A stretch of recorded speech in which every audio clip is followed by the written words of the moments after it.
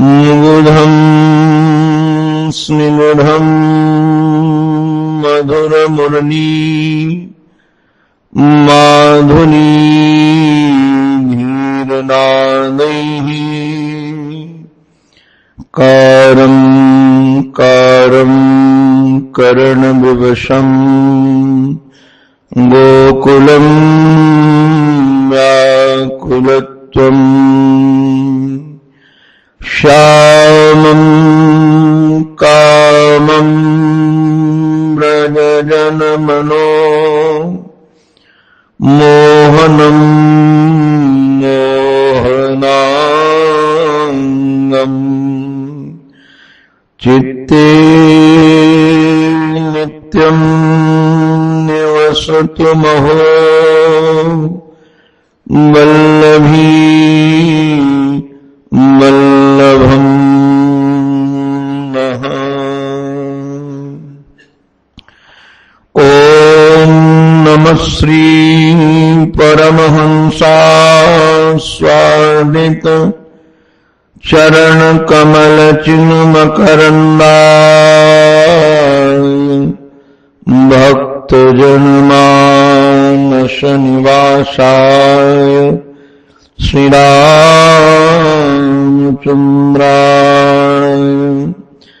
विश्वसर्गविसर्गाणि नवलक्षणलक्षितम् श्रीकृष्णाख्यं परं धाम जगद्धाम नमामि।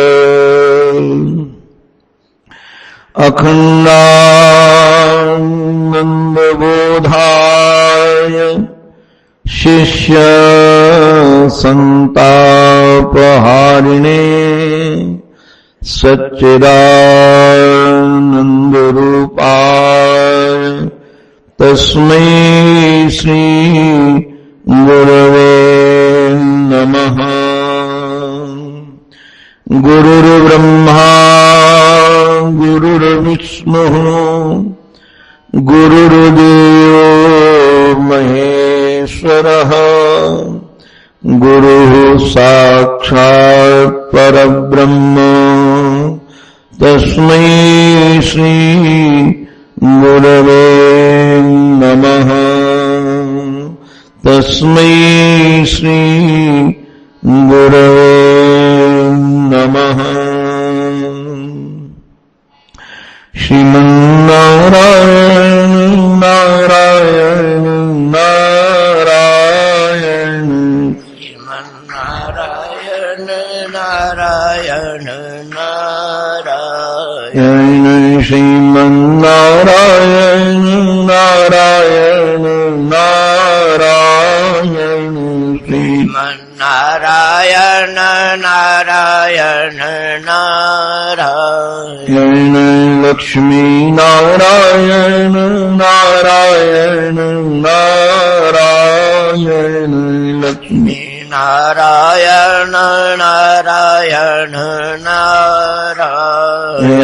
नारायण लक्ष्मी नारायण नारायण नारायण लक्ष्मी नारायण नारायण नारायण श्रीमन्नारायण नारायण नारायण श्रीमन्नारायण नारायण नारायण श्रीमन्नारायण नारायण नारायण श्रीमन्नारायण नारायण नारायण सद्गुरु नारायण नारायण नारायण सद्गुरु नारायण नारायण नारायण सद्गुरु नारायण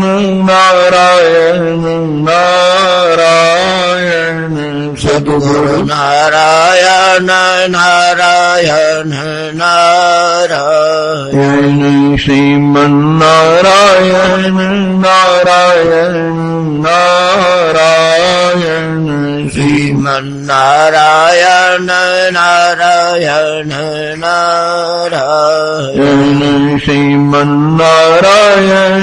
नारायण नारायण श्रीमन्नारायण नारायण नारायण राम नारायण नारायण नारायण राम नारायण नारायण नारायण राम नारायण नारायण नारायण राम नारायण नारायण नारायण कृष्ण नारायण नारायण नारायण कृष्ण नारायण नारायण नारायण कृष्ण नारायण नारायण नारायण नारायण नारायण नारायण श्रीमन्नारायण नारायण नारायण श्रीमन्नारायण नारायण नारायण भजमन्नारायण नारायण नारायण भजमन्नारायण नारायण नारायण भजमन्नारायण नारायण नारायण भजमन्नारायण नारायण नारायण श्रीमन्नारायण नारायण नारायण श्रीमन्नारायण नारायण नारायण श्रीमन्नारायण नारायण नारायण श्रीमन्नारायण नारायण नारायण श्रीमन्नारायण नारायण नारायण श्रीमन्नारायण नारायण नारायण बोलो भक्तवत्सल भगवान की सद्गुरुदेव भगवान की श्री गंगा श्री वृंदावन बिहारी लाल की जय जय श्री राम जय जय श्री राम जय श्री राम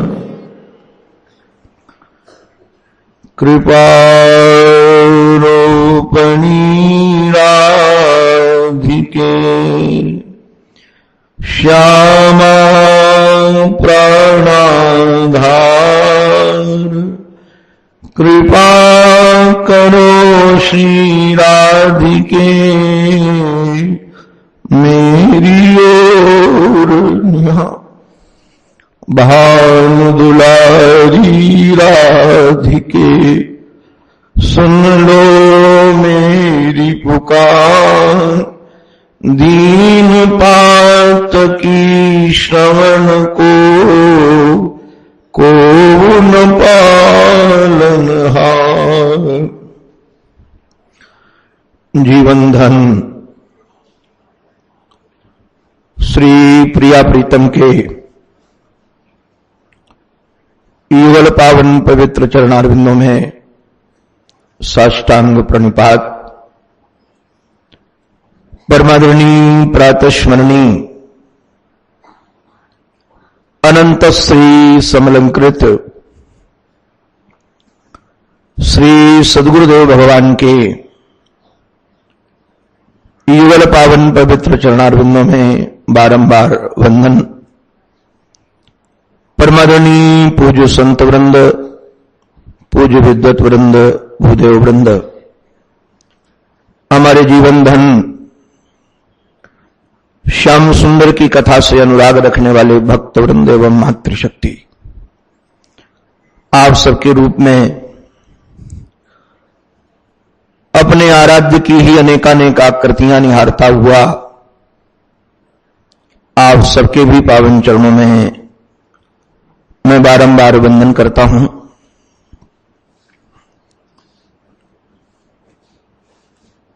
एक वैज्ञानिक सिद्धांत है गुरुत्वाकर्षण का सिद्धांत। माटी का ढेला आप आकाश में फेंकें, गति समाप्त हो जाने के बाद वह निश्चित रूप से नीचे ही आता है, क्योंकि उसका मूल कारण नीचे है। आप मोटर के माध्यम से, साधनों के माध्यम से पानी को आप टंकी तक ले जाते हैं, किंतु वहां से जहां भी अवकाश मिलता है नीचे की ओर पानी दौड़ता है।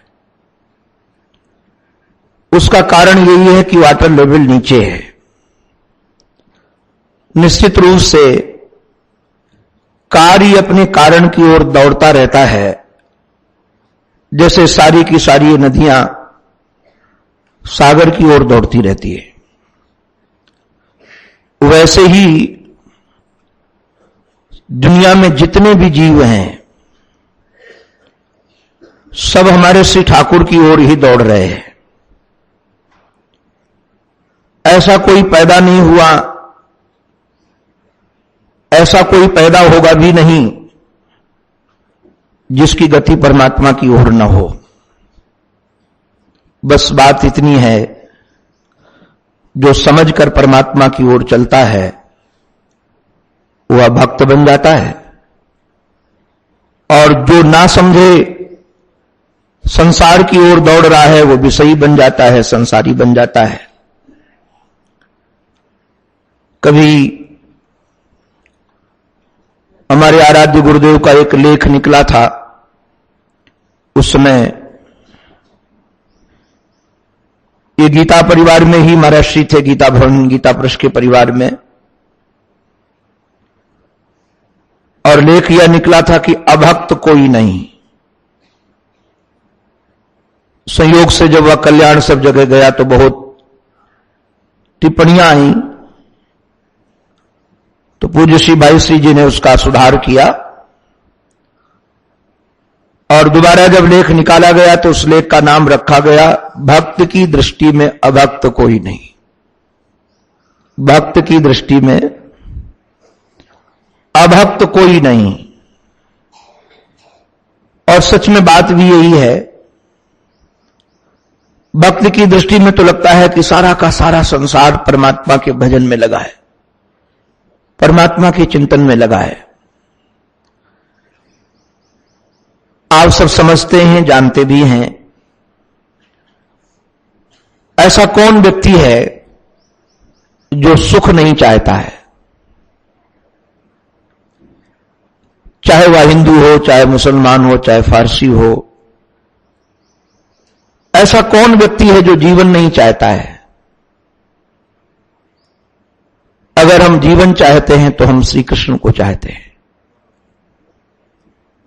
और यदि हम सुख चाहते हैं तो आनंद सिंधु सुख श्री कृष्ण ही तो है। श्री कृष्ण को चाहते हैं। और नारायण एक निवेदन करूं,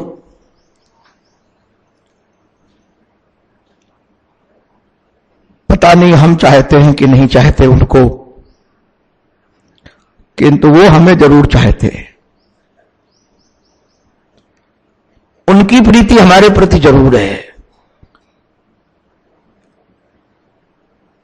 मैं आज बैठ करके प्रातःकाल कुछ चिंतन कर रहा था। जीव गोस्वामी जी महाराज ने, सनातन गोस्वामी जी महाराज ने, कई वैष्णव आचार्यों ने कई बातें ऐसी लिखी हैं कि हमारे श्याम सुंदर जब मथुरा में थे तो गोपियों को आहूत भी नहीं किया था, इसलिए गोपियां वहां गई नहीं। और जब गोपियां वहां गई नहीं तो गोपियों को ऐसा लगा कि शायद हमारी स्मृति श्याम सुंदर को नहीं है। इतने व्यस्त हो गए, इतने काम धंधे में लग गए, इतने दायित्व आ गए, तो यदि हमारी स्मृति नहीं है तो हमको स्मृति दिलानी चाहिए। तो एक दूती भेजी, एक दासी भेजी, वृंदा नाम की दासी गई और श्री कृष्ण को ब्रजवासियों का स्मरण दिलाती है। किंतु हमारे श्री भागवत भगवान को ये बात उचित नहीं लगी। आप कहेंगे भागवत भगवान को उचित क्यों नहीं लगी? भागवत का उद्देश्य बड़ा स्पष्ट है एकदम। यहां यह नहीं बताना है कि भगवान अपने प्रेमियों को भूल जाते हैं। यहां यह बताना है, भागवत भगवान तो गरज गरज करके कह रहे हैं। आप सुनिए, आप पढ़िए भागवत भगवान की ध्वनि। मैं तो कई बार इन लीलाओं का चिंतन करता हूं तो डूब जाता हूं। बछड़े ही भगवान के पीछे नहीं घूमते, भगवान बछड़ों के पीछे घूमते हैं। बछड़ों को पुकारते हैं, गायों को पुकारते हैं, गोपियों को पुकारते हैं। अरे नारायण,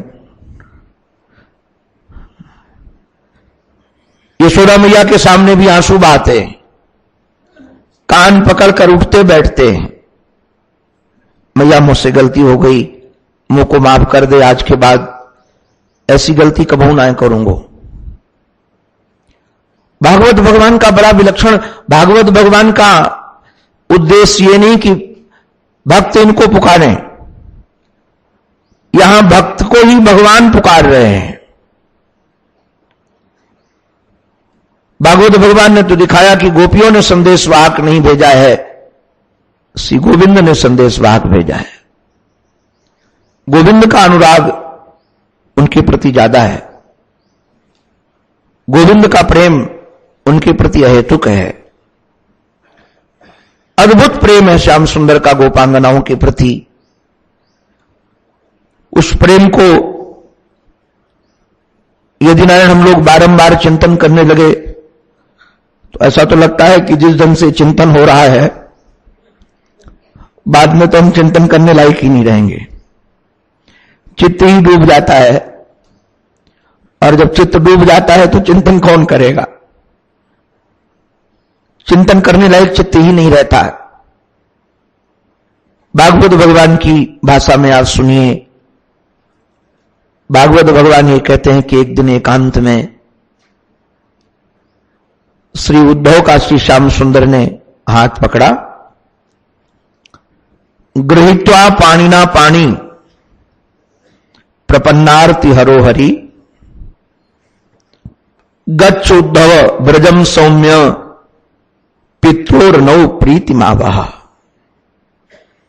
एकांत शांत वातावरण में हमारे जीवन धन ने प्रपन्न की आरती का हरण करने वाले ने श्री उद्धव जी का हाथ पकड़ा और उद्धव जी का हाथ पकड़ करके महाराज कहा, गच्छ उद्धव, हे उद्धव तुम जाओ। कहां जाएं? बोले ब्रज। ब्रजम सौम्य है। ये ब्रज आप जानते हैं ब्रज किसे कहते हैं? ब्रज उसका नाम है, शब्द है ब्रह्मरज। ध्यान रखना,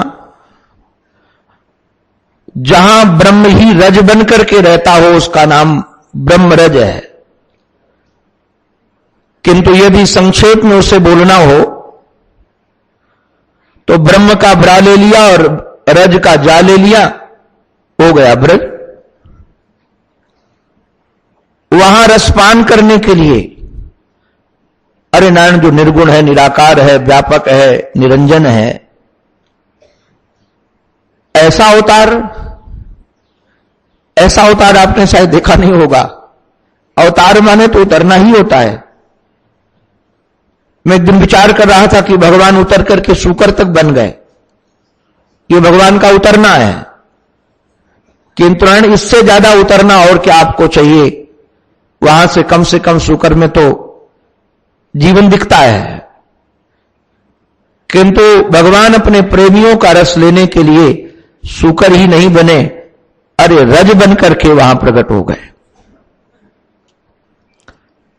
ये ब्रजरज और कुछ नहीं है, परमात्मा ही ब्रह्म ही रज बन करके वहां रह रहा है।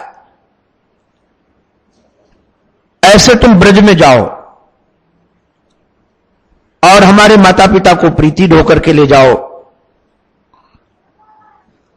बाद में थोड़ा गंभीर होकर के कहा कि उद्धव, तुम गोपियों को भी संदेश देना, और प्रत्येक गोपी के लिए संदेश है। ये श्याम सुंदर की ही विलक्षणता है, ये श्याम सुंदर का ही सामर्थ्य है। बजती है वेणु एक और सुनाई पड़ता है सबको अपना अपना नाम। श्याम सुंदर की वेणु बजाने की चर्चा तो कई बार है, किंतु पूर्वानुराग का जो गीत है, वेणु गीत, उसके प्रारंभ में जो जीवनधन गोविंद ने वेणु बजाई है वह सर्वभूत मनोहरम। वह वेणु ऐसी बजी है कि सबका मन हरण कर ले, सर्वभूत है। आप इसमें सब कुछ ले लीजिएगा। अरे नारायण, सर्वभूत का अभिप्राय यह भी होगा कि आकाश जो रिक्त है, जिसमें जीवन दिखता नहीं, किंतु उसका भी मन हरण कर ले। सर्वभूत, भूत माने क्या है? पंचमहाभूत है। वो अर्थ लिख सकते हैं, वृक्षों का मन हरण कर ले, पशुओं का मन हरण कर ले, पक्षियों का मन हरण कर ले।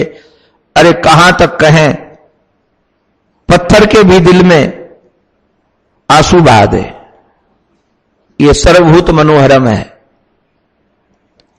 और गोपियों ने इसका चित्रण भी किया ही है। किंतु रास की जब वेणु बजाई श्याम सुंदर ने, उस समय सर्वभूत मनोहरम नहीं है, वो केवल बाम दृशाम मनोहरम। केवल जो बाम दृशा है, जगऊ कलम बाम दृशाम मनोहरम, ये जगऊ कलम है। बाम दृशा किसका नाम है? बाम दृशा किसको कहते हैं? अब साहित्य में तो बाम दृशा उसका नाम होगा जिसके नेत्र बहुत सुंदर हो, बड़े बड़े जिनके नेत्र हैं, जो मृगनयनी है, उनका नाम बाम दृशा होगा। किंतु हमारे रसिकों ने बाम दृशा का अर्थ बड़ा रसीला लिया है। केवल नेत्र बड़े बड़े हैं, यही बाम दृशा नहीं है। जिन नेत्रों में श्याम सुंदर हैं, वही नेत्र बाम दृशा हैं, क्योंकि श्याम सुंदर से ज्यादा कोई सुंदर दूसरा है नहीं। अरे नारायण, सचमुच में जिन आंखों में वासना बसी हो, वो क्या सुंदर हो सकती हैं? आंखें वही सुंदर हो सकती हैं जिसमें हमारा श्याम सुंदर बसा हो। बावरी वे अखियां जरी जाए, जो सांवरो छोड़ी निहारे गोरो। ये आंखें बाम दृशाएं हैं। अरे नारायण, धोखों से यदि दूसर नाम कढ़े, प्रयास पूर्वक तो दूसरे का नाम कभी इस जीव से आएगा ही नहीं। अगर धोखे से, प्रमाद पूर्वक, धोखा माने प्रमाद हो गया, आलस्य से, धोखे से, असावधानी से यदि दूसरे का नाम निकल भी जाए तो गोपियां कहती हैं, जीवा काढ़ी हलाहल बोरूं, इस जीव को काट करके हलाहल विष में बोर दूं। ऐसी जो गोपियां हैं उनके नेत्र सुंदर हैं, वाम दृशा मनोहरम। तो भले ही वेणु एक बजती है, किंतु जब जिसके लिए जैसे बजाना चाहते हैं वैसे वह सुनाई पड़ती है।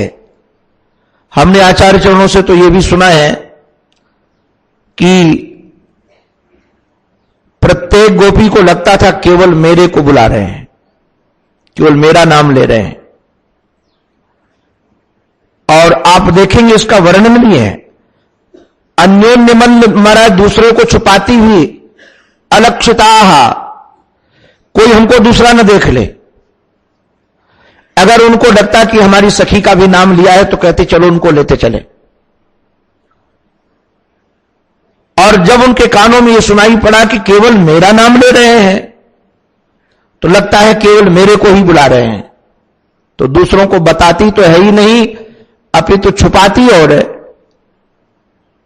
छुपाती इसलिए कि कोई हमको देख न ले कि हम उधर जा रही हैं। आज विचार का सचमुच में जब तक लक्ष्य की प्राप्ति न हो जाए तब तक अपनी साधना को छुपाना चाहिए, अपने प्रेम को छुपाना चाहिए, उसी में ही विलक्षणता है। हमारे एक महात्मा कहते थे, जरा विचार करना, वशिष्ठ जैसे महापुरुष ने राजा राम के तिलक की तिथि निकाली, इस तिथि में राजा राम की राज तिलक हो जाए राज का। दशरथ जैसे भक्त प्रेमी वह चाहते थे कि राम का राज्याभिषेक हो, सुमंत जैसे मंत्री भी चाहते थे, सब चाहते थे,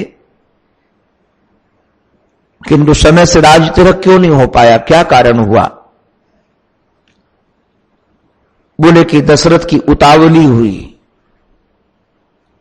क्या दशरथ की उतावली हुई? दशरथ ने पहले से ही नगर सजा दिया, अभी कार्य सिद्ध हुआ नहीं है,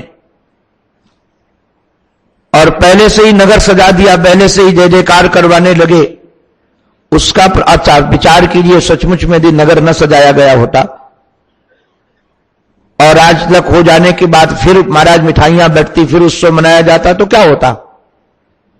ये मंथरा का मन कहां से खराब होता? तो मंथरा का मन खराब इसलिए हुआ कि उसने उत्सव को देख लिया। तो लक्ष्य की प्राप्ति होने के पहले अपने लक्ष्य का प्रदर्शन कर देना भी हमारे लक्ष्य तक पहुंचने में व्यवधान है। इसलिए प्रेमी जन अपने प्रेम को छुपाते हैं कि कहीं किसी की नजर न लग जाए, किसी की हाय न लग जाए, कोई विरोध बनकर के खड़ा न हो जाए, पता नहीं कब कौन कहां आकर के कैसे खड़ा हो जाए, जो हमारे लक्ष्य में व्यवधान पड़ सकता है। अब जरा विचार कीजिए, चिंतन कीजिए, ऐसे ऐसे महद पुरुष, वशिष्ठ जैसे महात्मा, और हमारे सुमंत का तो क्या कहना है, वो सारे अवध के लोग चाहते थे, किंतु एक व्यक्ति के कारण 14 वर्ष की देरी हो गई, 14 वर्ष का विलंब हो गया। हुआ तो सही, महापुरुषों का संकल्प था, तो संकल्प तो पूरा हुआ, किंतु जिसका मूल संकल्प था वही चलता बना। मूल संकल्प तो श्री दशरथ जी का था,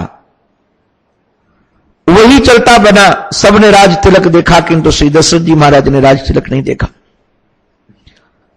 उनको देखने का अवसर ही नहीं मिला। मैं सोच रहा था कि राम जी का भी बड़ा विलक्षण खेल है कि जिस समय रावण का वध किया, तो रावण के वध करने के बाद देवता लोग स्तुति करने आए, तो देवताओं के साथ श्री दशरथ जी भी मारा जाए। अब देवता बन गए, स्वर्ग चले गए, तो वहां पर भगवान ने उनको ज्ञान दे दिया, अब मोक्ष को प्राप्त हो गए। मैं एक दिन ऐसे बैठे बैठे राम कथा कर रहा था, चिंतन आया कि राम जी से प्रार्थना करते दशरथ जी की अभी ये बोध हमको न कराओ, इतना विलंब किया है तो कम से कम आपको राजगद्दी पर बैठा हुआ देख तो लें। यदि हमारा मोक्ष हो जाएगा तो हम आपका वो दर्शन कैसे कर पाएंगे? तो मेरा जिसका मूल संकल्प था वह मूल संकल्प ही चला गया। इसलिए प्रेमी जन जानते हैं कि छुपाना चाहिए। अरे नारायण, दूसरों से छुपाना तो कौन देखे, जो हमारे स्तर का जीने वाला व्यक्ति है। कई बार इसका चिंतन करता हूं कि जो हमारे स्तर के जीने वाले लोग हैं, वो यदि इस रहस्य को जान जाए तो क्या होगा, वो तो सहयोगी बन जाएंगे, किंतु नारायण वो भी सहयोगी नहीं बन सकते हैं, कई बार वही विरोधी बन जाते हैं। इसलिए गोपांगनाओं ने किसी को बताया नहीं था, किसी के सामने अपने रहस्य को प्रकट ही नहीं किया। जो ऐसी गोपियां हैं, आज भगवान उनके लिए अलग अलग पत्र समझ लीजिए, वो भी हम स्वीकार कर सकते हैं कि योगेश्वरेश्वर कृष्ण, अगर रास के समय प्रत्येक गोपी के लिए अलग अलग श्री कृष्ण बनकर के नाच सकते हैं, तो क्या पत्र भी अलग अलग नहीं भेज सकते? क्या सबको अलग अलग पत्र भेज सकते हैं? सबका धरातल वो जानते हैं, सबकी भूमिका से वो परिचित हैं। श्रीमान जी सबको अलग अलग संबोधनों से बुला सकते हैं, उनका एक संबोधन सबके लिए नहीं होता था। जो किशोरी जी के लिए संबोधन था वह किशोरी जी के लिए ही था, ललिता के लिए अलग था, वो अलग था, चित्रलेखा के लिए था, वो अलग था। तो जो अनेकानेक संबोधनों से बुला सकते हैं और संबोधन याद भी रख सकें, बहुत बड़ी बात है। हमको संबोधन ही याद नहीं रहते हैं कि कौन से संबोधन से किस समय हमने बुलाया था। तो जिनको प्रत्येक गोपी का संबोधन पता है, और सच में प्रेम की बड़ी टेढ़ी गति होती है। अगर श्याम सुंदर ने जिस गोपी को कभी जिस संबोधन से पुकारा था, अगर उस संबोधन से उन्होंने पत्र न लिखा होता तो गोपी रूठ जाती कि उनको हमारा नाम भी याद नहीं रहा। महाराज, बड़ा विलक्षण खेल होता है, कोई अपना प्रेमी मिल जाए और उससे पूछ दिया जाए आप कहां से आए हो, तो बात करना तो बहुत दूर होता है, नाराज होकर के कहेगा अच्छा आपको हमारा पता भी भूल गया। नाम तो याद रखना बहुत दूर की बात है, आप कहां से आए हो, मैं कहां रहता हूं आपको यह भी पता नहीं है।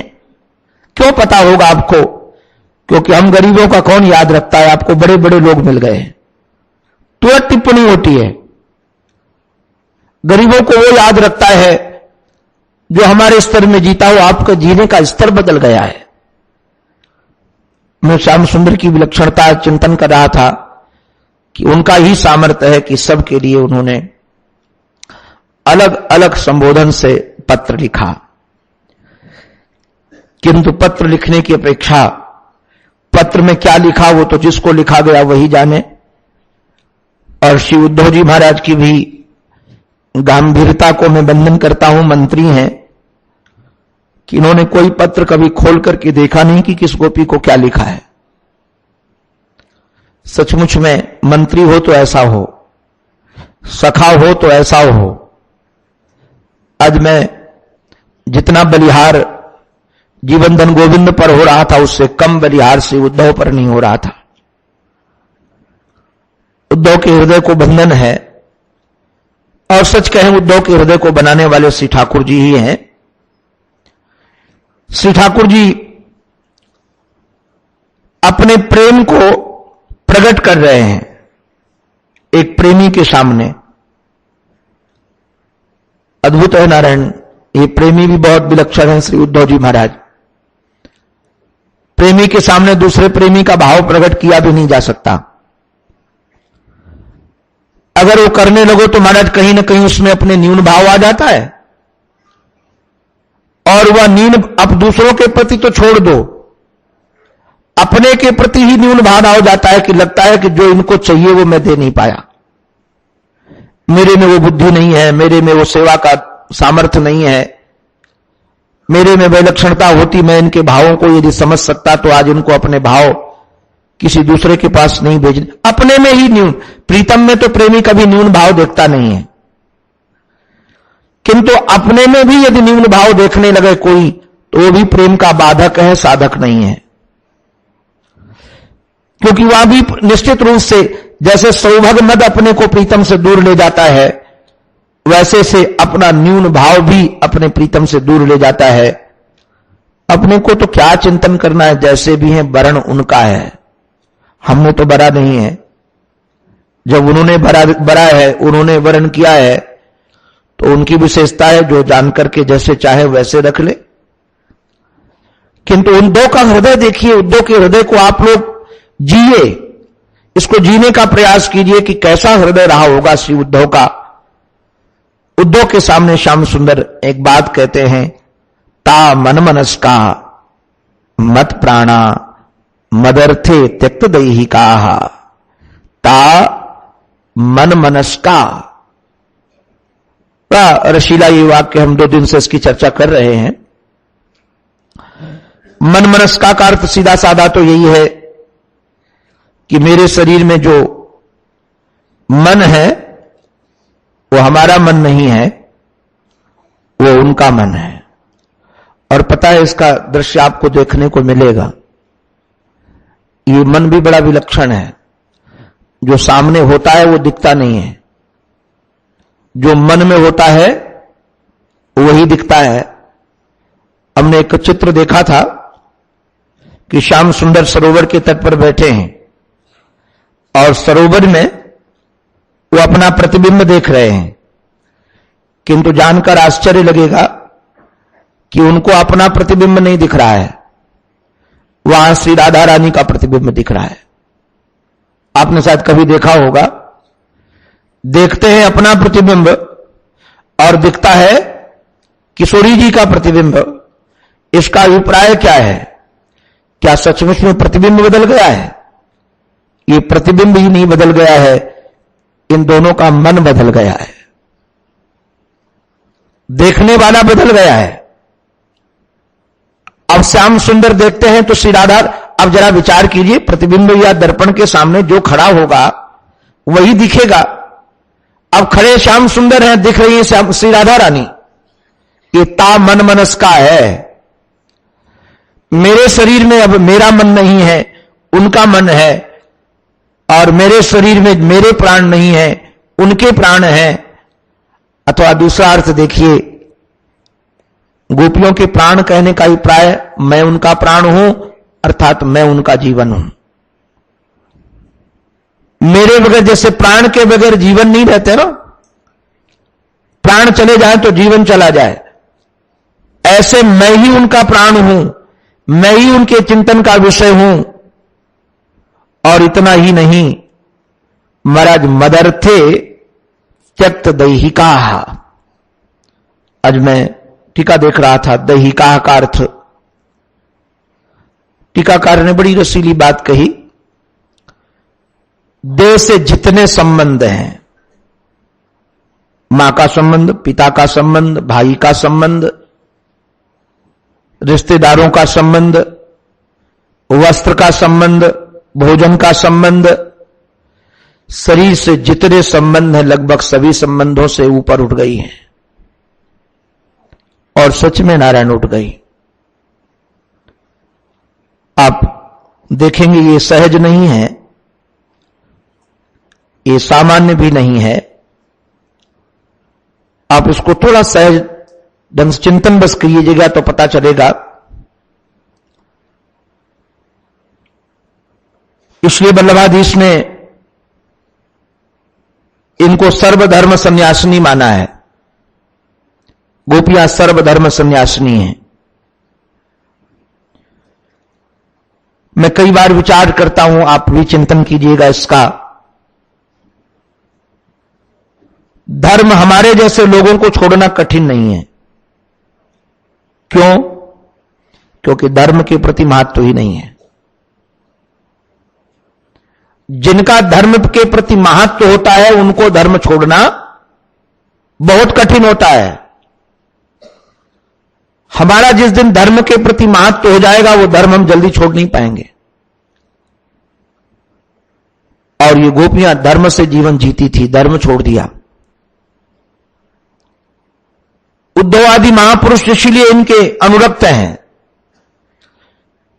इनको गुरु रूप में वर्ण कर लेते हैं। धर्म छोड़ना बहुत कठिन है जो धर्म पर जीता हो। धर्म का त्याग करना सामान्य बात नहीं है। उन्होंने धर्म का परित्याग कर दिया और अर्थ का भी परित्याग कर दिया। आप कहोगे भाई सबका अर्थ अलग अलग होता है, एक जैसा अर्थ नहीं है। अब किसान का अर्थ क्या है? गेहूं है, चना है, मटर है, उसकी फसल आती है, वही उसका अर्थ है। अब गोपों का अर्थ क्या है? दुग्ध है, दही है, ये उनका अर्थ है। और ये महाराज गोपियां दोहन कर रही थी और वेणु बजी, तो दुग्ध कहीं रसोई घर में रखने नहीं गई। नारायण वही गाय के पैरों के नीचे ही पात्र छोड़ दिया। अरे नारायण कहां तक है?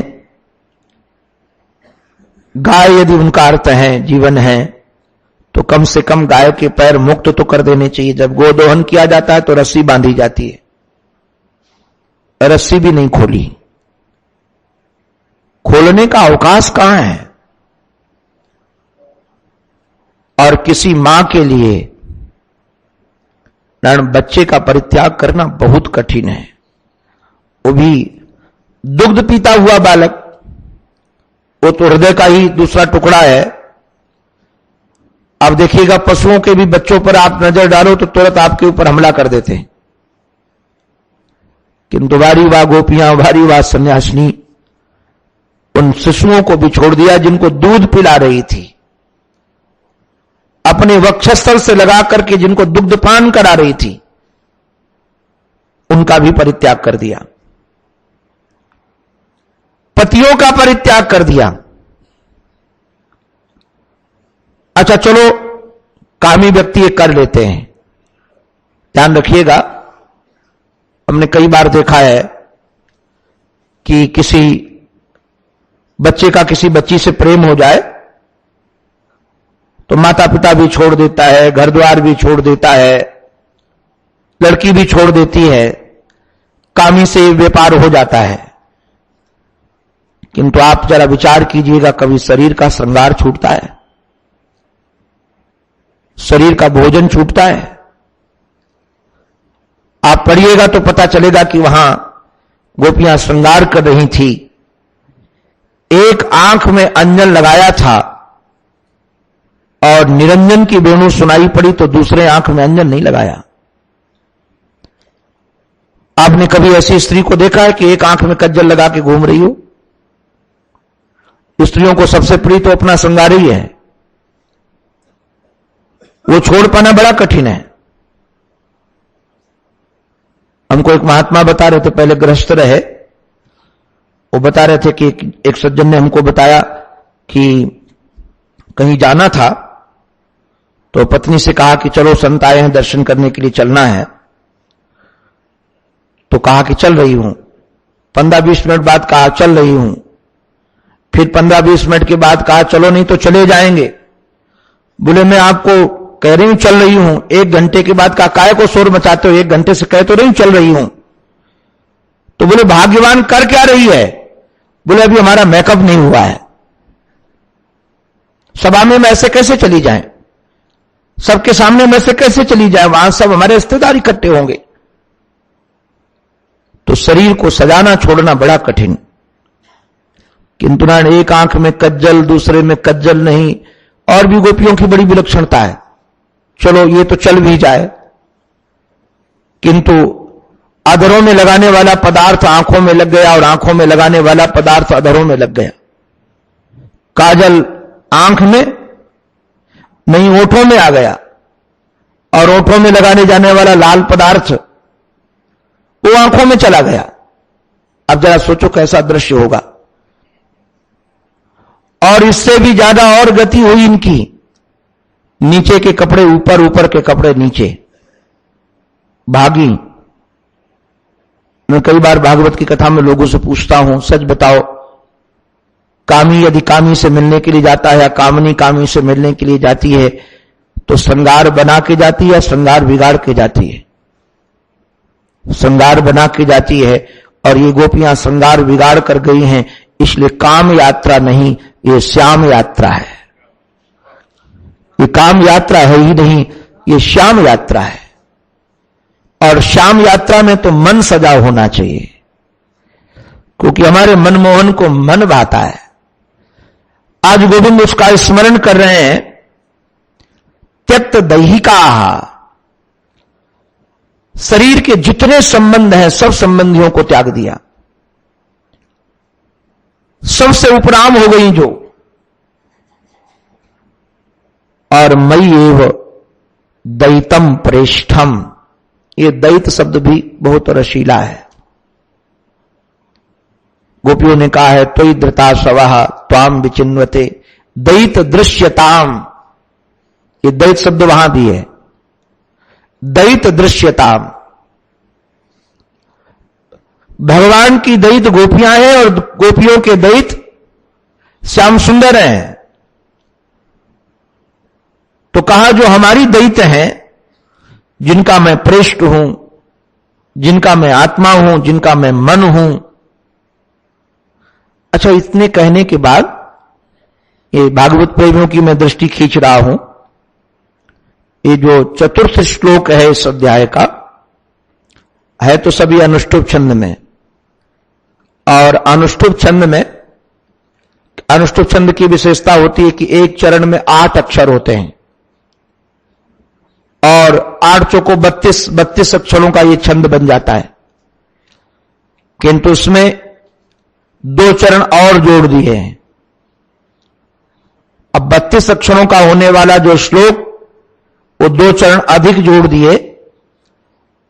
ऐसा लगता है कि भगवान गोपियों का चिंतन करते करते उनको अपने स्वभाव का याद स्मरण आ गया, अपने सत्व की स्मृति आ गई कि जो आज मैं हूं शायद पहले नहीं था, मेरा स्वभाव इस ढंग का नहीं है। हम अपने प्रेमी का कभी परित्याग नहीं करने वाले हैं।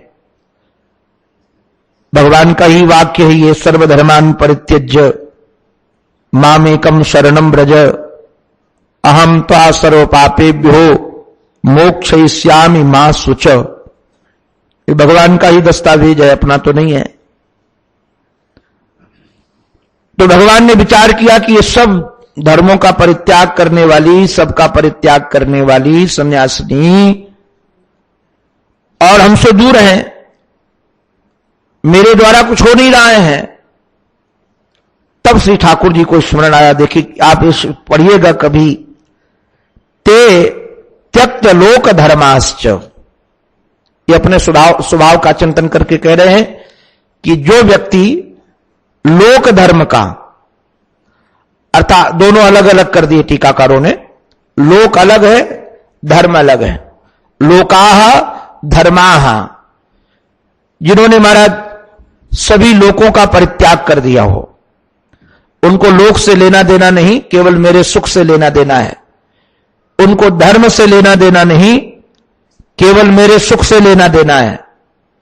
ऐसा व्यक्ति जब हमारी शरण में आ जाता है, मदर्थे तान विभर्मि अहम, मैं उसका संपूर्ण ढंग से पालन करता हूं। ये विभर्मि जो अहम है ना, विभर्मि अहम जो शब्द हो गया है, मैं उसका पालन करता हूं। जो संसार के लोक का परवाह न करे, धर्म की परवाह न करे, केवल मेरा भजन करे, मेरा चिंतन करे, मेरे लिए जिए, उसके सारे जीवन का भरण पोषण का सम्यक प्रकार का दायित्व मेरा है, पालन करने का दायित्व मेरा है। अच्छा, ये बात स्वभाव अपनी बात बता करके उद्धव को सजग करना चाहते हैं। उद्धव को क्या सजग करना चाहते हैं? उद्धव को एक मानस में बात आ सकती है कि गोपियां यदि इतना प्रेम करती हैं तो फिर आपसे दूर कैसे हैं, और यदि दूर है तो फिर जीवित कैसे हैं? जीवन का कारण क्या है? क्योंकि ऐसा प्रेमी यदि विरह हो जाए तो जीना मुश्किल है।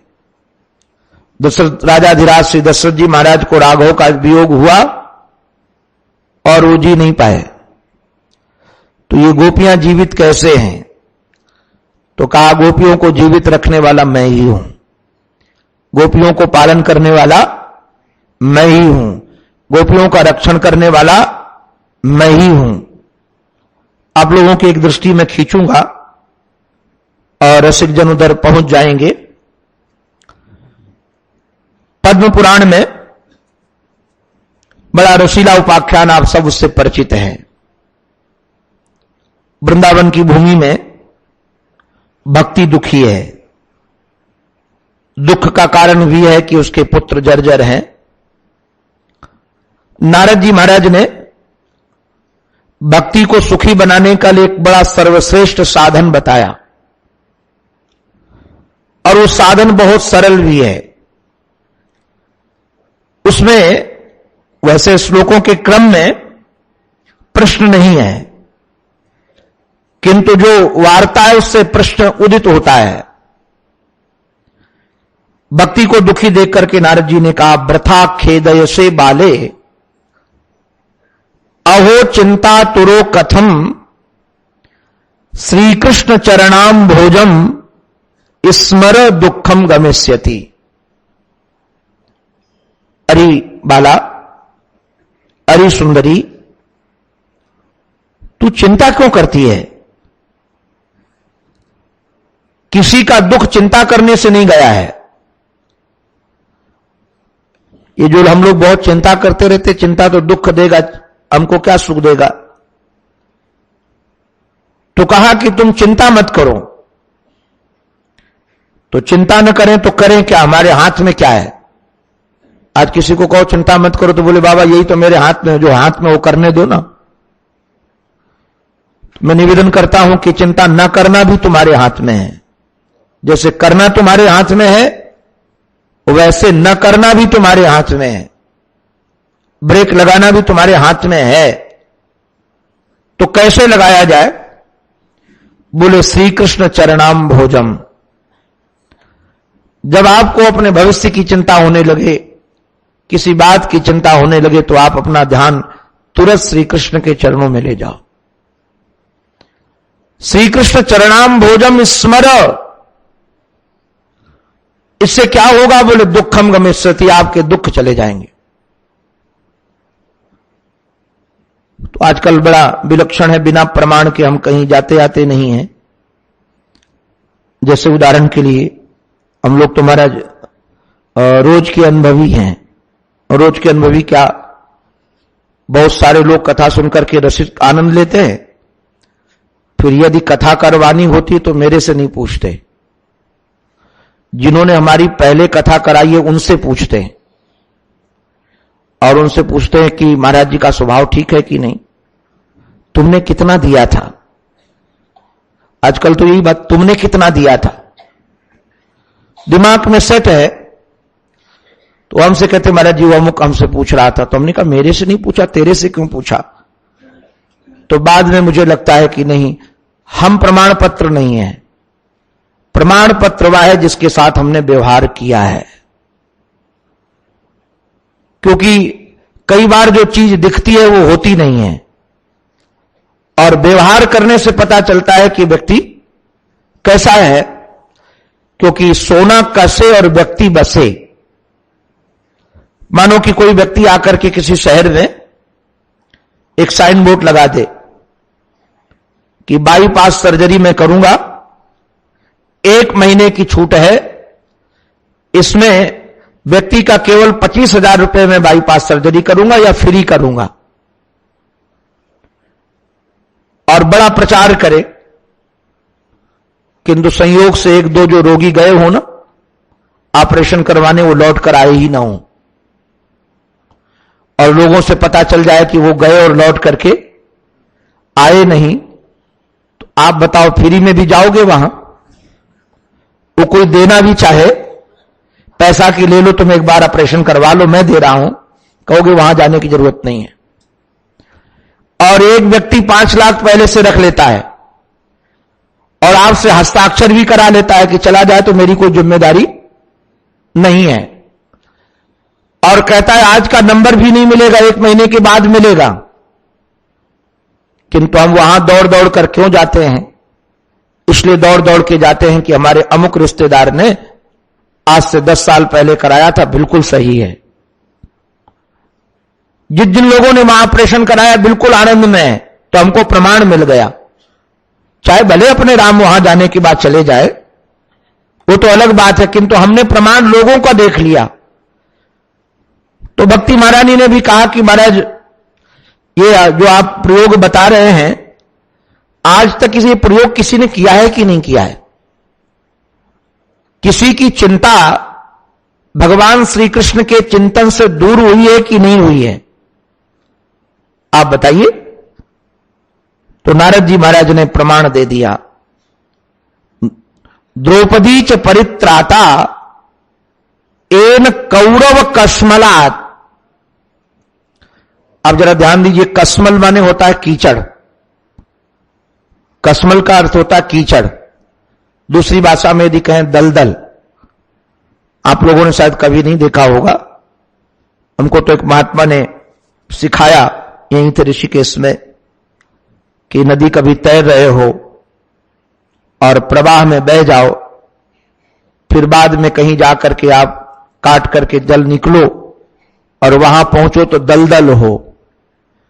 अब शरीर थक गया है और अब तैरने लायक है नहीं, तो दलदल का स्वभाव होता है कि दलदल में जो खड़ा होता है ना, और अंदर जाता है। हाथी फंस जाए तो निकल नहीं सकता है, वो जितना प्रयास करेगा उतना ही वो अंदर जाएगा, मर जाता है। तो कहा कि तुम खड़े हुए और वहां अंदर जाने लगे, प्रयास किए, तो वहां क्या करोगे? तो उन्होंने कहा जब भी कभी ऐसे दलदल में फंस जाओ तो पैर से खड़े होने का प्रयास मत करना, उस दलदल में लेट जाना साष्टांग, और लेट करके खिसक करके निकल जाओ। दलदल में खिसक करके निकल जाओ। तो लेट करके तो निकला जा सकता है। तो कौरव कस्मल था, कीचड़, कौरव वंश कीचड़, और उस कीचड़ में द्रौपदी फंस गई। और आप देखेंगे जैसे जैसे वो प्रयास करती है अपने को बचाने के लिए, वैसे वैसे फंसती है। अपनी साड़ी जितनी मजबूती से पकड़ना चाहती है, दुशासन उतने ही तेजी से खींचना चाहता है। जितना वह बल लगाती है उससे ज्यादा बल लगा करके वो खींचना चाहता है, बार बार उसको फंसाना चाहता है। जब कहीं कोई संबल नहीं रहा, तब श्री द्वारिकाधीश के चरणों का चिंतन किया और वारे वाह ठाकुर भगवान हमारे वस्त्रावतार धारण करके आ गए। हमारे किसी कवि ने लिखा है, साड़ी मध्य नारी है कि नारी मध्य साड़ी है, साड़ी ही की नारी है कि नारी ही की साड़ी है। ये भगवान कब पहुंचे? जब उसने चरण का चिंतन किया। तो भक्ति महारानी ने कहा कि महाराज एक बात कहूं। बोलो। बोले उनका तो संबंध था, रिश्तेदारी थी, और रिश्तेदार का सहयोग करता है, किंतु हमारी तो कोई रिश्तेदारी तो है नहीं ऐसी। नारद जी ने मुस्कुरा कर कहा रिश्तेदारी तो मैं तुमको बताऊंगा तुम्हारी है, किंतु उससे पहले एक बात बता दूं, भगवान रिश्तेदारी का ये भाई भतीजावाद भगवान क्या नहीं चलता। पालिता गोप सुंदरिया, ये गोप सुंदरियों की कौन सी रिश्तेदारी थी? कौन सा संबंध था? केवल प्रेम का संबंध था। तो भक्ति महारानी ने कहा महाराज एक बात कहें। नारद जी ने कहा बोलो क्या कहना चाहते हो? बोले ये लास्ट वाला तुम्हारा जो उदाहरण है वो समझ में नहीं आया। क्या समझ में नहीं आया? बोले गोपियों को पालन किया कि गोपियों को सताया? गोपियों का पालन किया कि गोपियों को सताया? ये कोई पालन करने की नीति है? जब से उन्होंने प्यार किया, हमारे एक संत बड़ी मस्ती में गाते थे, सावरिया तुझसे प्यार करके दुख के सिवा कुछ नहीं पाया। सावरिया तुझसे प्यार करके दुख के सिवा कुछ नहीं पाया। आह पाई नींद गमाई, आह पाई नींद गमाई, ये सब गमाया ही गमाया है, पाया क्या है? ये कौन सा पालन करने का तरीका है? मुझे तो नहीं समझ में आया। और श्रीमान जी लास्ट में तो महाराज गजब उड़ा दिया कि गोपियों को छोड़कर चले गए।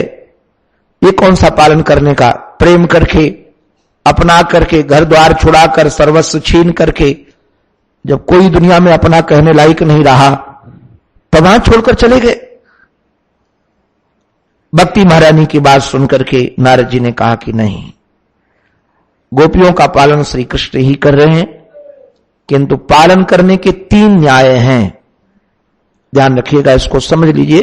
3 न्याय हैं पालन करने के, जो समाज में दिखते हैं। 2 तो प्रसिद्ध हैं, एक प्रसिद्ध नहीं है। पहला न्याय है मार जार न्यायवत। मार जार न्यायवत का अभिप्राय, मार जानम बिल्ली का होता है।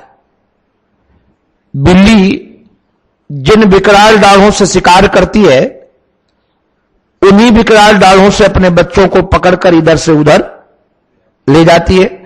हमने तो सुना है कि जब प्रसव देती है तो 7 घरों में ले जाती है, रोज एक जगह नहीं रखती, कभी यहां कभी वहां कभी वहां, तो मुख से ले जाती, किंतु खरोच भी नहीं आती। अब इसमें ध्यान रखने लायक यह है कि बिल्ली का बच्चा मां को नहीं पकड़ता है, मां ही बच्चे को पकड़ती है। तो एक भक्त ऐसे हैं कि उनको भगवान पकड़ कर रखे हैं, भक्त उनको पकड़ करके नहीं रखे हैं। रामचरितमानस में जैसे सुग्रीव आदि हैं, इनको तो भगवान ही पकड़ के रखे हैं, भगवान ने इनको पकड़ रखा है, उन्होंने भगवान को नहीं पकड़ रखा है। तो ये मार जार न्यायवत, भगवान एक तो मार जार ने कि सामने वाला कैसा है, उसका स्वभाव कैसा है, उसने क्या किया है, हमको ये नहीं देखना है, हमको तो पकड़ना है। तो भाग्यशाली लोग हैं जिन्हें भगवान ने पकड़ रखा है। और दूसरे हैं मरकट न्यायवत। ये मरकट न्याय क्या है? इस मरकट न्याय में आप लोगों ने शायद देखा होगा, यहां भी हम तो वृंदावन में बहुत देखे हैं। बंदरिया का बच्चा स्वयं मां को पकड़ के रखता है, और आपको आश्चर्य लगेगा कि यदि बंदरिया छलांग लगा रही हो इस जगह से दूसरी जगह और बच्चा छूट जाए तो पिटाई और होती है कि तूने क्यों छोड़ दिया। और महाराज कई बार ऐसी घटना घटती है। कुछ लोग ऐसे हैं कि जो महाराज भगवान को पकड़ कर रखे हैं, एक भगवान पकड़ कर रखे हैं और एक को भगवान को स्वयं पकड़ के रखे, बंदरिया का बच्चा जैसे। और तीसरा न्याय बड़ा अद्भुत है और विलक्षण है। इसी न्याय से भगवान ने श्री भरत का पालन किया, और इसी न्याय से हमारे जीवन धन गोविंद ने गोपियों का पालन किया। ये न्याय कौन सा है? सेवहि न्याय कमठ की नाई। आप रामचरितमानस पढ़ते, सेवहि न्याय कमठ की नाई। ये कमठ न्याय क्या है भाई? इसका नियम यह है, आप लोग अगर पढ़े होंगे तो समझ में आ जाएगा। इसका नियम यह है कि जितने अंडे देने वाले पक्षी हैं या ये जंतु हैं, जल जंतु आदि जो अंडे देते हैं, जैसे मुर्गी भी अंडा देती है तो अंडे के ऊपर बैठना पड़ता है, कबूतर भी अंडा दे तो उस अंडे पर बैठना पड़ता है। अगर पक्षी ये बैठे नहीं तो अंडा फिर बढ़ेगा नहीं और अंडा खराब हो जाएगा। आपने देखा होगा कभी पक्षी के अंडे को आप छू लो तो फिर उसके मां बाप उस पर बैठेंगे नहीं, और यदि बैठेंगे नहीं तो फिर अंडा खराब हो गया, वो किसी काम का अंडा रहता नहीं। उनके शरीर की गर्मी से वो बढ़ता है। जैसे माता पिता आकर के, सब पक्षी लगभग बैठते ही हैं, इस ढंग के अंडे वाले लगभग सब बैठते हैं। वो आकर के 1 आध घंटे उस पर बैठते हैं, रात्रि बैठते उस अंडे के ऊपर ही, तो गर्मी से अंडा बढ़ता है। किंतु कछुई ऐसी है, वो अंडा जहां दे देती उसके पास कभी जाती ही नहीं। तो अब वो जाती नहीं तो फिर वो अंडे बढ़ते कैसे हैं? वह किसी भी तट पर रहे, कहीं भी रहे, कि उसके मन का चिंतन अंडों का होता है, और मन के चिंतन के आधार पर वो महाराज अंडे बढ़ते हैं और फूट जाते हैं। अगर उसके मन से उन अंडों का चिंतन निकल जाए तो अंडे खराब हो जाएंगे। ऐसे जीवन धन गोविंद हमारे चाहे वृंदावन में रहें, चाहे मथुरा में रहे, चाहे द्वारिका में रहें, उनका चिंतन सदा सर्वदा गोपियों का रहता है। और इस गोपी चिंतन के कारण, उनके स्मरण के कारण महाराज ये गोपियां आज भी जीवित है, नहीं तो गोपियां मर जाती। तो पालिता गोप सुंदर्य, भगवान गोप सुंदरियों का पालन करें। नारद जी महाराज ने कहा तो भक्ति महारानी ने कह दिया वहां कि अब तो श्री कृष्ण चले गए, अगर होते तो पालन कर लेते। बोले कृष्ण क्वापि नो गता। बस ये हम लोगों के काम का वाक्य है कि वह कृष्ण कहीं गए नहीं है, वह कृष्ण आज भी हैं, हाजिर हुजूर है और अपने प्रेमियों का ध्यान रखते हैं, अपने प्रेमियों के लिए संदेश भेजते हैं, अपने प्रेमियों के लिए रोते हैं, अपने प्रेमियों के लिए नाचते हैं, अपने प्रेमियों के लिए सब कुछ करने के लिए तैयार है। अपने प्रेमियों के लिए अरे बाबा कहां तक कहें, बिकने को तैयार है, सेवक बनने को तैयार है। आप क्या चाहते हैं उनसे, जो चाहे उसके लिए तैयार है। महाराज आज वही श्री उद्धव जी को स्मरण करा रहे हैं। उद्धव, हमारा भी स्वभाव यही है, क्या तुम्हारा स्वभाव है जीवन धन? उन्होंने कहा ये त्यक्त लोक धर्माश्च मदर्थे तान विभर में। हम जो लोग सबका परित्याग करके, लोक धर्म का परित्याग करके लोग, और सच में नारायण गोपियों को किसी की परवाह नहीं थी। आप लोगों ने शायद सुना होगा कि भगवान की पटरानियों को एक बड़ी बात लगती थी कि वो गांव की गंवारिन, कपड़े पहनने का सहूर नहीं, बोलने का सहूर नहीं, भोजन बनाने का सहूर नहीं। ये हमारा शहर वालों को ऐसा लगता है कि गांव वालों को क्या आता है, जंगली लोग, न कपड़े पहनने का सहूर, न बोलने का सहूर, न देखने का सहूर, न चलने का सहूर, न उठने बैठने की योग्यता। किंतु पता नहीं इन गोपियों में ऐसा क्या है कि श्याम सुंदर एकांत में भी कहीं सांस लेते हैं तो गोपियों का नाम निकल जाता है। 100 वर्ष हो गए छोड़े हुए, किंतु अभी भी नाम नहीं भूला उनका। और जम्हाई लेते हैं तो श्री राधा कह के जम्हाई लेते हैं। गोपियों में ऐसी विशेषता क्या है जो हम लोगों में नहीं है? हम वृंदावन की गोपांगनाओं को अभी तक भुला नहीं पाई उनके चित्त से। जो वो देती थी लगता है कि हम उनको दे नहीं पाई। वो क्या देती थी जो हम नहीं दे पाई? श्याम सुंदर से कई बार पूछती भी थी कि उन अहिर की ग्वालिनों में क्या विशेषता थी। आप अभी भी उनका नाम लेते हो, अभी भी उनका चिंतन करते हो। कभी वृंदावन की बात कोई चल जाती है तो आपकी आंखों में आंसू आ जाता है, कोई रसीला भाव दिख जाता है। प्रेम की बड़ी विलक्षणता होती है, कोई रसीला भाव दिखा दे तो अपने प्रेमास्पद की याद आ जाती है। अरे ये तो वहां से मिलता था हमको, ये हमारे स्वर को तो वो पहचानते थे, हमारे सूखे हुए गले को वो जानते थे, ये कहां से आ गया? तो रस मिलने के बाद भी प्रीतम की स्मृति आ जाए तो कहा कि आपको जब भी कोई होता है तो गोपियों का नाम लेकर के, गोपियों का चिंतन करके अश्रु बहाते रहते हो। श्याम सुंदर कहते थे समय से बताऊंगा, जब समय आएगा तब बताऊंगा।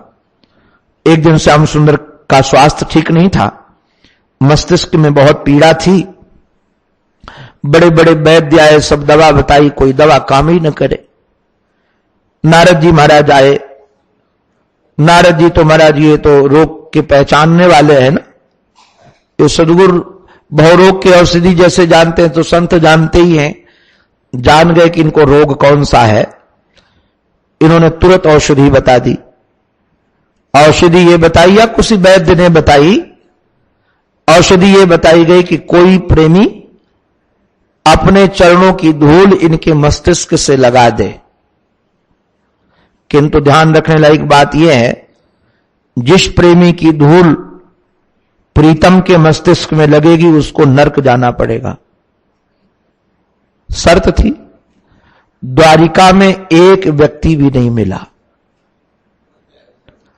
रुक्मिणी के पास भी गए तो बोले अरे मैं धूल देने में तो मुझे कोई दिक्कत नहीं है, किंतु नरक जाने में भी कोई दिक्कत नहीं है, किंतु हमारे ईश्वर, हमारे प्रेष्ठ, हमारे सर्वस्व, मैं उनको ये धूल नहीं दे सकती।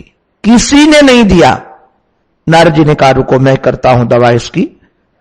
और श्री राम वृंदावन में आए तो जो महाराज कल कल कल्लोल करती हुई कालिंदी के कूल पर उतरे, गोपियों ने घेर लिया, क्योंकि यही संदेश देने वाले थे। हमारे श्याम सुंदर कैसे हैं, हमारे जीवन धन कैसे हैं, हमारे पृष्ठ कैसे हैं, नारद जी बड़े गंभीर होकर के बोले, आज तो थोड़ा उनका स्वास्थ्य ठीक नहीं है, कई दिन से मस्तिष्क में पीड़ा है, वैद्य ने औषधि बताई तो औषधि अभी तक मिली नहीं। गोपियों ने कहा, कौन सी औषधि है? तो कहा कि कोई उनका प्रेमी अपनी चरण रज दे दे तो मस्तिष्क में लगाने से ठीक हो जाएंगे। तो गोपियों ने कहा, द्वारिका में कोई नहीं मिला? बोले नहीं। तो कहा, बिछाओ अपना उत्तरी, और पैर में रगड़ रगड़ करके महाराज धूली डालने लगी। नारद जी ने कहा, सावधान, ये जिनकी रज उनके मस्तिष्क तक लगेगी उनको नरक जाना पड़ेगा। गोपियों ने कहा कि करोड़ों वर्ष नरक में रहना हो तैयार है, एक वर्ष नहीं करोड़ों वर्ष नरक में रहने के लिए तैयार है, यदि हमारे जीवन धन को थोड़ी देर के लिए सुख मिले। यह है गोपांगनाओं का प्रेम। श्याम सुंदर इनको याद कर रहे हैं कि जिन्होंने लोक धर्म त्याग दिया, अरे लोक परलोक की चिंता ही नहीं है उनको कि हमको स्वर्ग मिले या नरक मिले, उनको तो केवल हमारा सुख चाहिए, केवल हमारा आनंद चाहिए। हम जिसमें सुखी हैं वो हमारे महर्षि ने लास्ट में जब गीता प्रश्न में थे तब तो भागवत की कथा करते ही थे, जीवन के उत्तरार्ध में कथा करनी बंद कर दी, प्रश्नोत्तर करते थे। दूसरा कुछ नहीं, कोई सामने वाला प्रश्न जो पूछ दे, महाराज सत्संग तो नहीं छोड़ा, शरीर छोड़ने के तक उनका सत्संग चलता रहा।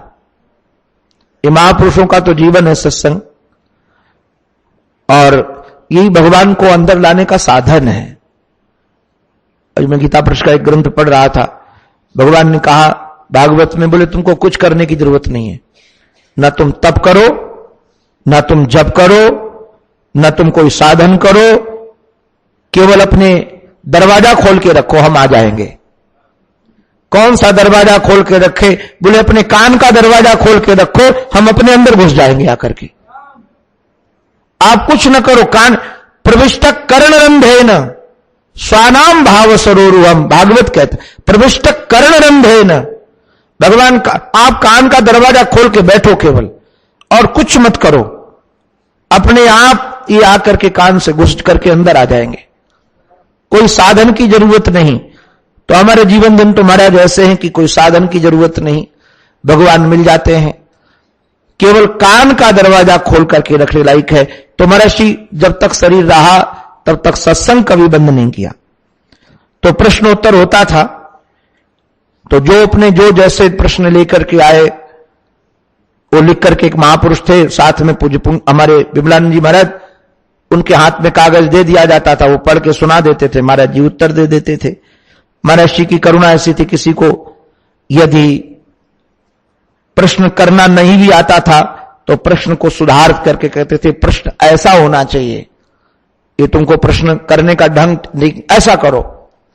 एक नवयुवक बंबई का आया था, पूरे वृंदावन के दर्शन किया सब जगह, तो श्याम सुंदर से शिकायत लेकर आया। वो शिकायत लेकर क्या आया, वो जब हमारे यहां वृंदावन में एक स्थान है सेवा कुंज, तो सेवा कुंज की जो झांकी है वो बड़ी रसीली है, जो ब्रज में जाते हैं उनको पता होगा। वहां श्री किशोरी जी लेटी हैं और ये श्रीमान जी उनके पैर दबा रहे हैं। श्रीमान जी हमारे उनके पैर सेवा कर रहे हैं। उस नवयुवक को लगा कि कैसी ये दशा है, इससे समाज में संदेश बहुत गलत जाएगा। सब देवियां अपने श्रीमान जी को कहेंगे, देखो राधा रानी के दबाते, तो तुम क्यों नहीं दबाते हो? ये तो संदेश बिल्कुल गलत गया। और मैं मानता हूं कि चलो श्याम सुंदर सहज हैं, सरल हैं, तो राधा रानी को दबवाना भी नहीं चाहिए। ये राधा रानी जो दबवाती हैं ये भी ठीक नहीं है, ये गलत है। राधा रानी को मना कर देना चाहिए। अब महाराज कई सेवक यदि स्वामी यदि सेवक की सेवा करना चाहे तो ये थोड़ी कि कह दिया जाए कि हाँ हाँ कर लो, हम तैयार हैं। श्री किशोरी जी को मना कर देना चाहिए। महाराज श्री के सामने जब महाराज वो प्रश्न आया तो महाराज जी हंसे और हंस करके बोले कि भाई जिसने ये प्रश्न किया है खड़ा हो जाओ, ये निश्चित अभी उसका ब्याह नहीं हुआ है। और हंसने के बाद फिर कहा कि अब सुनो भाई, और सच में उसका ब्याह नहीं हुआ था। उन्होंने कहा कि किशोरी जी के हृदय से कभी ये पूछना कि उनको सेवा कराने में आनंद आता है क्या? जानबूझकर सेवा कराती हैं कि कहती हैं हमारे दबाव? नारायण उनको लगता है कि हमारे प्रेष्ठ को, हमारे प्रीतम को यदि हमारे प्रेर दबा करके सुखी प्रसन्नता मिलती है तो हम वो भी कराने के लिए तैयार हैं, जिसमें उनको सुख मिले। अगर आरती करवा कर सुखी होते हैं तो आरती करने के लिए तैयार हैं, और आरती करके सुखी होते हैं तो करवाने के लिए भी तैयार हैं। हमको यह नहीं देखना है कि कोई क्या कहेगा, हमको यह देखना है कि हमारे श्याम सुंदर को प्रसन्नता किसमें है, हमारे जीवन धन को आनंद किसमें है, हमारे जीवन धन किसमें प्रसन्न होते हैं। हम उनके लिए जीती हैं, हम अपने लिए नहीं जीती है। इसका नाम नारायण प्रेम है। हमारे जीवन धन उद्धव का हाथ पकड़ करके कहते हैं, ऐसी गोपियां मई ताह प्रेयसाम प्रेष्ठे दूरस्ते गोकुल स्त्रिया स्मरंतोंग विमुह्यंती विरहोत्कंठ विह्वलाः धारयन्ति अति कक्षेण प्राय प्राणान कथंचन प्रत्यागमन संदेशैर वल्लभ्यो में मदात्मिका। हमारे टीकाकारों ने बताया कि यहां 3 प्रकार के प्रेमियों का वर्णन है। सच में ये अन्तार्थ प्रकाशिकाकार ने इस भाव को बड़े मधुर ढंग से रखा है कि 3 प्रकार के भक्त। वैसे तो मैं आपको सुनाऊंगा तो आपको पता चलेगा, भक्ति की 5 धाराएं हैं, किंतु हमारे श्रीधाम वृंदावन में 3 धाराएं ही हैं। कौन कौन सी? एक सख्य रस की धारा, एक वात्सल्य रस की धारा और एक मधुर रस की धारा। ये 3 धाराएं ब्रज में बहती हैं। अवध में एक धारा और बहती है अलग से, वो है 5 के अंदर ही। उसमें अवध में बहुत सारे लोग राम जी को राजा मानते हैं कि राम जी राजा हैं और हम उनकी प्रजा हैं, किंतु हमारे ब्रज में अधिकतर आपको ये 3 भाव और तीनों भावों का ही उद्धव को दर्शन भी हुआ है। तो नारायण में निवेदन कर रहा था कि हमारे ब्रज में ये 3 धाराएं हैं। पहली धारा है जो गोपियां जीती हैं, ये उत्कंठा प्रधान। पहले रंग लोग हैं उत्कंठा प्रधान, दूसरे हैं विश्रम्भ प्रधान और तीसरे हैं विवेक शून्य। ये विवेक शून्य भी भक्त हैं, विवेक शून्य भी प्रेमी हैं। और तीनों का दर्शन जब श्री उद्धव जी महाराज वहां जाएंगे। महाराज उत्कंठा प्रधान कौन लोग हैं? जिन्हें वियोग में भी संयोग का आनंद मिल जाता है, वियोग में भी संयोग का आनंद मिल जाता है। जो भागवत का अनुशीलन अनुचिंतन करते हैं उनको ये भाव पढ़ने को मिलेगा। 10वें स्कंद का जो अंतिम अध्याय है, 90 अध्याय, 90वां, उस अध्याय में भगवान की पटरानियों का वर्णन है। वहां भगवान समीप में भी होते हैं तो कई बार लगता है कि वो हमारे समीप नहीं है, और कई बार नहीं भी होते हैं तो लगता है हमारे पास में है। ये प्रथम ढंग के लोग हैं। ये श्याम सुंदर वहां ना भी हैं तभी उनको संयोग का रस मिल जाता है। और दूसरे हैं नारायण ये विश्रम्भ प्रधान, इनको वियोग तो है और इनको श्याम सुंदर मिले भी नहीं। ये हमारे श्री जीव गोस्वामी जी महाराज की परंपरा का अनुशीलन है, बहुत रसीला है। अब उनको दिन भर की हूक है, दिन भर का विरह है, किंतु श्याम सुंदर को गले लगा नहीं सकती हैं। सास है, ससुर है, माता है, पिता है, बंधु है, सखाएं हैं, और ऐसे थोड़ी बढ़िया मर्यादा का बांध तोड़ करके जाकर के गले लग जाए तो रस विरस हो जाएगा। तो वो करती क्या है? ये विश्रम्भ प्रधान जो गोपियां हैं, ये क्या करती, इनका क्या चिंतन है? इनका चिंतन यही है कि श्रीदामा आदि इनके जो भ्राती हैं, जो सखा हैं श्याम सुंदर के, गोपियों के भाई हैं, छोटे छोटे हैं, गोपियां बड़ी हैं, तो ये दौड़ती हैं और दौड़ करके, अब जरा विलक्षण ध्यान दीजिएगा, सीदामा को गले लगा लिया। अब अपने भाई को गले लगाने के लिए कोई रोकेगा क्या? और कोई मर्यादा का उल्लंघन हुआ क्या? और भाई को इस भाव से गले लगाया जा रहा है कि ये दिन भर श्री कृष्ण के अंग संग डोलता रहा, जरूर श्याम सुंदर इसके कंधे पर हाथ रखकर खड़े हुए होंगे, जरूर श्याम सुंदर कुश्ती यदि उनसे करता होगा तो अंग संग भी मिला होगा, जरूर कभी न कभी श्याम सुंदर थक गए होंगे तो इसके गोद में सर रख करके कभी सो गए होंगे, तो निश्चित रूप से उसके अंग का संग लेकर के आया है, तो कम से कम हमको उसके अंग का संग मिल जाए तो हमको लगा कि हमको श्री कृष्ण मिल गए। ये विषम प्रधान है, ये विषम प्रधान है। और कई बार तो चुंबन आदि करके भी अब उसको चूमकर श्री कृष्ण को देख लिया, श्री कृष्ण को देख लिया और आंखों ही आंखों में कह दिया कि जीवन धन यदि आप नहीं मिले तो हम इसको ही अपना संदेश भेज रही हैं, अपना प्रेम भेज रही हैं।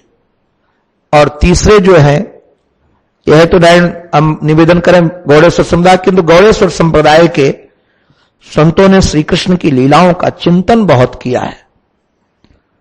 हम तो कहते हैं कृष्ण भक्त जो आज के जितने हैं ये गौड़ेश्वर संप्रदाय के चिर ऋणी रहेंगे। महाराज जीव गोस्वामी जी, सनातन गोस्वामी जी महाराज, रूप गोस्वामी जी महाराज, क्या कहना है इनके ग्रंथ जब मैं पढ़ता हूं तो रोता हूं, लगता है कि सचमुच में इन्होंने श्री कृष्ण को जिया है, श्री कृष्ण को इन्होंने पिया है। भले हजारों वर्ष के बाद ये आए महापुरुष, किंतु इन्होंने श्री कृष्ण को पिया है। ये महापुरुष कहते हैं कि जो तृतीय नंबर का है ना, विवेक शून्य, अब सामान्य व्यक्ति को तो कह दिया जाए तुम विवेक शून्य हो तो गाली मानी जाएगी, किंतु विवेक शून्य भी भक्त हैं।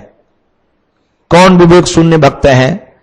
बोले विवेक शून्य भक्त हैं गायें, विवेक शून्य भक्त हैं महाराज वृक्ष, वृक्ष भी भक्त है किंतु विवेक नहीं है। अब गायें भी भक्त हैं, गायें भी श्याम सुंदर को बहुत प्रेम करती हैं, किंतु विवेक नहीं है उतना। ये रसिक क्या मानते हैं, क्या विवेक नहीं है? बोले श्री कृष्ण पीछे पीछे चलते हैं और आगे आगे चल पड़ती हैं। अगर विवेक होता तो श्री कृष्ण के पीछे नहीं चलती। और कहा कि श्री कृष्ण कैसा कैसा रसिकों का चिंतन है।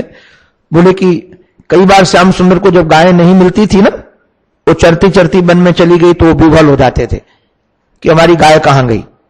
तो बोले विवेक शून्य न होती तो वो दूर क्यों जाती? उनको ये विवेक होना चाहिए था, यह चिंतन होना चाहिए कि मेरे देखे बगैर मेरी आंख, श्याम सुंदर की आंखें यदि मेरे ऊपर नहीं पड़ती हैं तो कितने बेचैन हो जाते हैं, कितना उनको कष्ट होता है। तो चाहे हम भले भूखी रह जाए, चाहे भले हमको चारा चरने को न मिले, किंतु हम रहेंगे श्री कृष्ण के आसपास ही, श्री कृष्ण को छोड़ करके हम जाएंगे नहीं। विवेक होता तो ये करती ना, विवेक नहीं है उनको। तो गाय हैं, वृक्ष हैं, पाषाण हैं, ये भी ब्रज के सब प्रेमी हैं और श्याम सुंदर से प्रेम करते हैं। तो ये तीनों प्रकार के प्रेमियों का यहां चिंतन हमारे श्याम सुंदर कर रहे हैं। मई ताहा प्रेयसाम प्रेष्ठे दूरस्थे गोकुल स्त्रिया, ता स्त्रिया महाराज दूरस्थे, वो स्त्रियां हमसे दूर हैं। कौन स्त्रियां हमसे दूर हैं? बोले वो स्त्रियां हमसे दूर हैं जो मेरी प्रेयसी हैं। और इस समय कहां दूर हैं तुमसे? वैसे तो गोकुल स्त्रियां को यदि एक साथ अन्वय करोगे तो गोकुल की स्त्रियां हो जाएगा, गोकुल की स्त्रियां हमसे दूर हैं, किंतु इसका अन्वय अनुतार्थ प्रकाशिकाकार ने इस प्रकार से किया, ता स्त्रिया दूरस्थे, वह स्त्रियां हमसे दूर हैं जो हमारे लिए ही जीती हैं, जिनके प्राण हम हैं, जिनके जीवन हम हैं, जिनके सर्वस्व हम हैं, जिनकी श्वास हम हैं, जिनके विचार हम हैं, जिनका सब कुछ हम हैं, वो स्त्रियां हमसे दूर हैं। तो कहां दूर हैं? बोले गोकुल में हैं। गोकुल में है। अच्छा गोकुल में है तो गोकुल में क्या कर रही हैं? वो आपसे दूर रह करके गोपियां कर क्या रही हैं? और सच में हमारे महापुरुष ने मुझे बड़ी अच्छी बात बताई। बोले किसी का यदि जीवन देखना हो ना उसका प्रभात देख लो, तो प्रभात से पता चल जाएगा वो कैसा है। प्रातः काल से उसका जीवन पता चल जाता है। अब देखो, अगर साधक होगा तो आप जाओगे तो प्रातः काल वो साधना करता हुआ नजर आएगा, जप कर रहा है, ध्यान कर रहा है।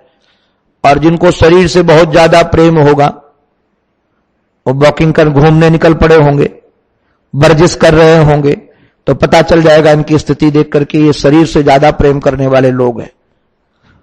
महात्मा लोग तो सुबह बैठ के भजन करते कि हमको भजन करना है, क्योंकि हम जाएंगे तो उधर समय खराब हो जाएगा। हमारे एक महात्मा हमको बार बार कहते थे कि मैं तो कहीं नहीं जाऊंगा छोड़ के।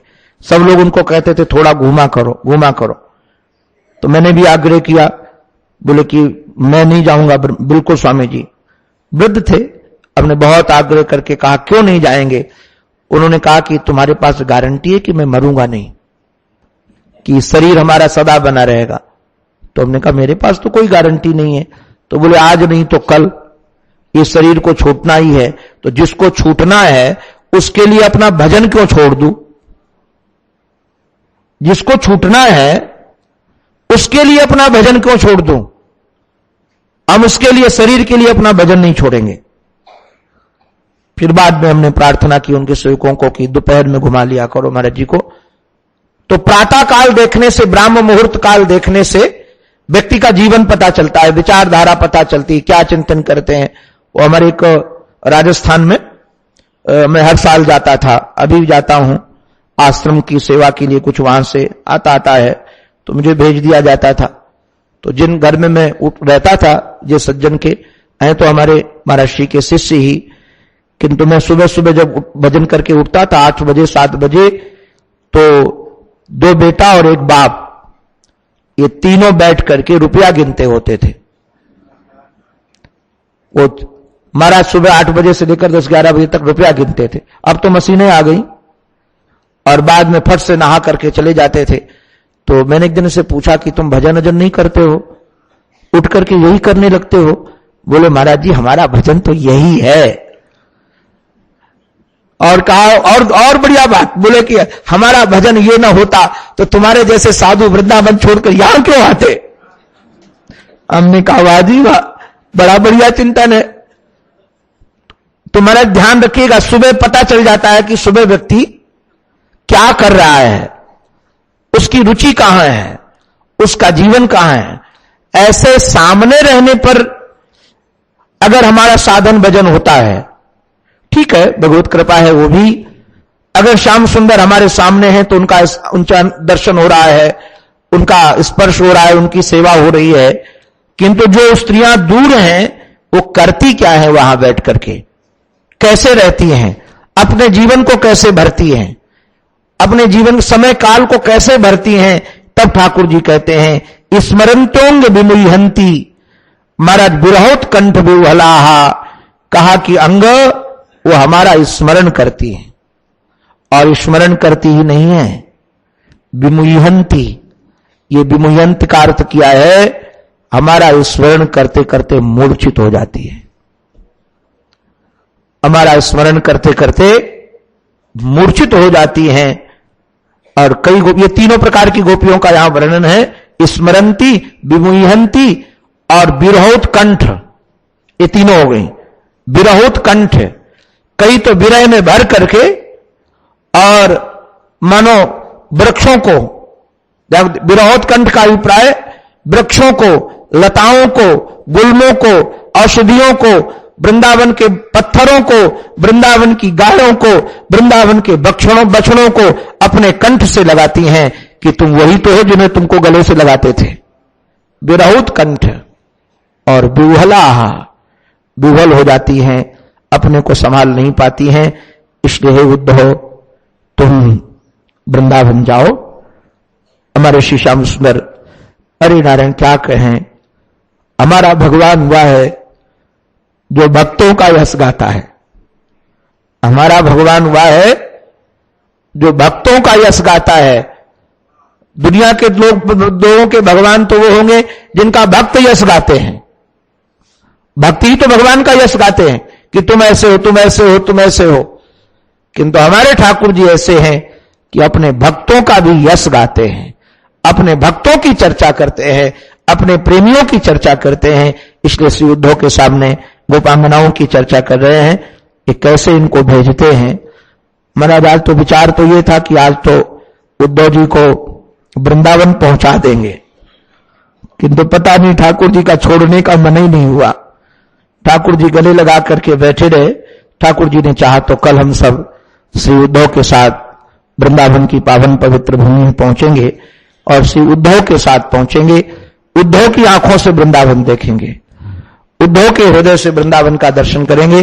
अंत में अपने आराध्य के पावन चरणों में हमारी यही प्रार्थना है, हमारी मति, हमारी रति, हमारी गति एकमात्र उन्हीं के चरणों में बनी रहे।